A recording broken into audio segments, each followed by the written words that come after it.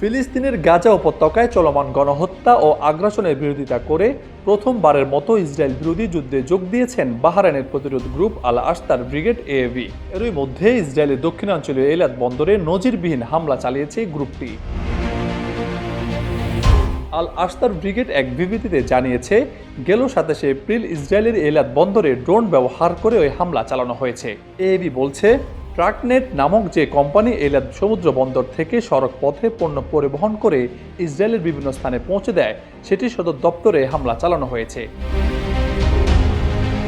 বিবৃতিতে আরও বলা হয়েছে, গেল বছরের 7 অক্টোবর থেকে ইসরায়েলি গণহত্যার শিকার গাজাবাসী ফিলিস্তিনি জনগণের প্রতি সংহতি জানিয়ে তারা এই হামলা চালিয়েছে। দখলদার ইসরায়েল গাজায় তাদের গণহত্যা বন্ধ না করা পর্যন্ত গাজাবাসীর সমর্থনে এএভি তাদের ইসরায়েল বিরোধী অভিযান চালিয়ে যাবে। এর আগে গেল অক্টোবর মাসে 7 তারিখে ইসরায়েলে এই দশকের সবচেয়ে বড় সামরিক অভিযান চালায় গাজার হামাস সরকার। এর পরপরই গাজায় বিমান হামলা ও স্থল হামলা শুরু করে ইসরায়েল। ইসরায়েলি আগ্রাসনে এখন পর্যন্ত 32,000-এর বেশি ফিলিস্তিনি নিহত হয়েছেন, যাদের অধিকাংশই নারী ও শিশু। আহত হয়েছেন 80,000-এর বেশি মানুষ। এছাড়াও নিখোঁজ রয়েছেন কয়েক হাজার গাজাবাসী। এই গণহত্যা শুরুর পর থেকে ইয়েমেন, ইরাক ও লেবাননের প্রতিরোধ আন্দোলনগুলো ইসরায়েলের বিরুদ্ধে অভিযান চালিয়ে যাচ্ছে। প্রায় 7 মাস পর এবার তাদের সঙ্গে যোগ দিল এএভি।